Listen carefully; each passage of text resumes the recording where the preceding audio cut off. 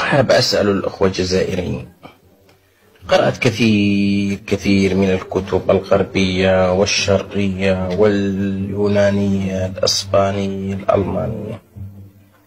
العجيب في الأمر لم أجد ذكر لأي بلد من شمال إفريقيا إلا مصر والجزائر قبل الميلاد.